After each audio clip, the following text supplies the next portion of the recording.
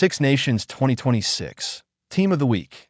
Round 1. After a scintillating opening weekend of the 2026 Six Nations, the tournament is already alive with storylines, standout performances, and clear early trends. While the headlines may have been written across the European mainland, the rugby itself delivered everywhere. France laid down a formidable marker by overpowering Ireland in Paris.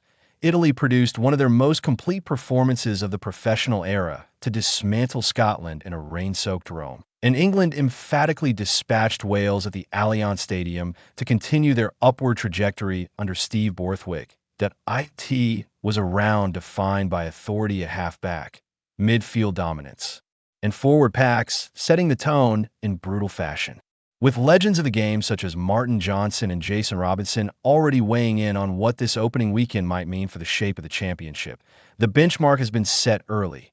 Without further ado, here is our Six Nations team of Round 1, a selection shaped by impact, influence, and excellence under pressure to Rugby Football Six Nations Team of the Week, Round 115. Thomas Ramos, France. If there were doubts about Thomas Ramos' status as the most complete fullback in world rugby, they were emphatically dismissed in Paris. The Stade Toulousain playmaker once again showcased his unique ability to blur the line between structured play and spontaneous brilliance. His perfectly weighted volley to put Louis Bielbayri away for a memorable try was pure theater, but Ramos' contribution went far beyond that single moment. Nearly 100 meters made, another try assist, and 11 points from the tee underlined a display of control and creativity. He remains France's ultimate problem solver from the backfield. England's Louis Rees-Zammit offered fleeting reminders of his explosive threat at Twickenham, but Ramos stood alone this weekend. 1-4. Henry Arundel, England. Selecting the wings this week was an exercise in near-impossible judgment. Louis Bielbayri continues to make the left wing his permanent residence in any composite side, while Italy's Louis Linak dazzled in Rome and Theo Adesag delivered a wonderfully balanced performance for France. But rugby's simplest truth prevails. A hat trick is a hat trick. Henry Arundel's treble against Wales was clinical, instinctive, and ruthless. Whether finishing from broken field or executing his role within England's attacking structure, Arundel reminded everyone why his ceiling remains sky-high. 1-3. Nacho Brex, Italy. The Planet Rugby pre-match build-up identified the midfield clash between Brex and Scotland's Hugh Jones as pivotal, and the Italy vice-captain delivered a performance that validated every word. Brex was magnificent on both sides of the ball, creating a try, leading Italy's defensive line with authority and setting the emotional tone for the Azzurri. His reading of the game in wet conditions was exemplary. France's Nicolas Deporter thundered through contact in Paris, while England's Tommy Freeman impressed with ball in hand, but Brex's all-round influence was unmatched. 1-2. Tommaso Menincello, Italy. Some partnerships demand to be selected together, and Brexancello is one of them. Menincello, bound for Toulouse, announced himself on the Six Nations stage with a brilliant individual try and relentless defensive output. His connection with Brex gave Italy balance, bite, and clarity in midfield, particularly impressive given the weather conditions. France's Yoram Moefana and England's Fraser Dingwall both performed their facilitator roles superbly, but Menincello's ceiling-shifting impact earns him the nod. 1-1. Louis Bielbayri, France. Is there a weekend where Louis Bielbayri does not make a Team of the Week? It is becoming genuinely difficult to remember one that his opening try against Ireland was finished with outrageous composure and athleticism, and his work right off the ball continues to elevate France's attacking threat. Even in tight channels, he finds space others don't see. Monty Ione was electric despite the sodden conditions in Rome, constantly troubling Scotland's defense, but Bielbayri's inevitability keeps him locked into this side. 1-0. Dupont Jalibert, France. What stood out most about Jalibert's performance was not flair, though there was plenty, but discipline. The UBB fly half executed France's game plan to perfection, repeatedly targeting the vertical threat through the heart of Ireland's defense. A try, improved defensive commitment, and complete control of tempo made this one of Jalibert's most mature test performances. He edges England's George Ford by the narrowest of margins. On another weekend, the veteran Englishman would have claimed the shirt with ease. 9. Antoine Dupont, France. The question entering the weekend was whether Jalibert and Dupont could form a stable, authoritative halfback axis at test level. The answer, delivered emphatically at the Stade of France, was yes. Dupont's pace from the base, accuracy of pass, and sense of timing were near flawless. He left the field to a standing ovation, fully deserved.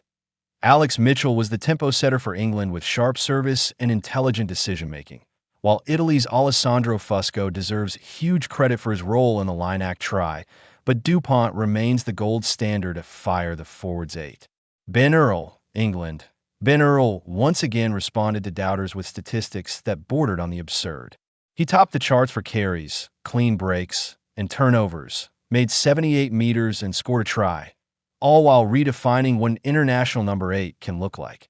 Lorenzo Cannoni was sensational for Italy, producing one of the performances of the round with 15 tackles, 15 carries, 59 meters gained, and 3 defenders beaten. Anthony Jalanche's closing cameo for France was a defensive clinic, but Earl's total influence gives him the edge. 7. Oscar Jego, France. Operating nominally as a right flanker in France's system, Oscar Jego nevertheless delivered the closest thing Les Blues have fielded in years to a traditional open side. 15 tackles, a turnover, 9 carries, and 3 defenders beaten underline his immense value. Italy's Manuel Ziliani was outstanding in appalling conditions, while Scotland's Rory Darge remained a beacon of excellence in an otherwise bleak afternoon, but Jego claims the shirt by a whisker. 6. Michel Lamoureux, Italy. The passion in Lamouroux's post-match interview captured everything about his performance. The Italian captain leads from the front, throwing himself into collisions, demanding standards, and embodying his team's resilience. England's Guy Pepper was tireless in sweeping the drop zone, while France noticeably improved with Francois Crossback doing the unseen breakdown work. Yet Lamouroux's leadership and output in a historic win make him undroppable. 5. Michael Gillard, France, our player of the round. Gillard was monumental. All 16 of his carries were logged as dominant, gaining 46 critical meters. He won 2 turnovers, was flawless at the lineout, and provided relentless front foot momentum. It was a truly complete lock performance. Ollie Chesham was commanding for England, and Ireland's Tadhg fought valiantly in Paris, but Gillard towered above them all. 4. Niccolò Cannoni, Italy. Cannoni matched his brother Lorenzo blow for blow with a defensive masterclass. 25 tackles for line-out steals and thunderous breakdown work that France's Charles Ollivon could easily have taken this spot after scoring his 18th test try, while England's Alex Coles caused Wales persistent issues with his counter-jumping. Cannoni's sheer workload in brutal conditions earns him the jersey. 3. Simone Ferrari, Italy. Ferrari produced arguably the performance of his test career. The 131 kilograms, 69 cap Benetton tight head dismantled a Scottish front row featuring 2 British and Irish Lions. An extraordinary feat. England's Joe Hayes impressed with his defensive aggression and improved mobility, but Ferrari's dominance at scrum time and in the loose was decisive. 2. Giacomo Nicotera, Italy. 17 tackles and the systematic dismantling of the Scottish scrum earned Nicotera the hooker's role. Known as the Bull, he lived up to the nickname.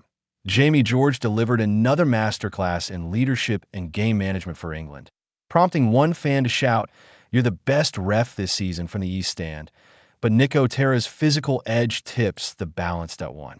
Danilo Fischetti, Italy. Italy's front row had to be selected en masse, and Fischetti was outstanding. He repeatedly got the better of Xander Fagerson and brought his usual effervescence in open play.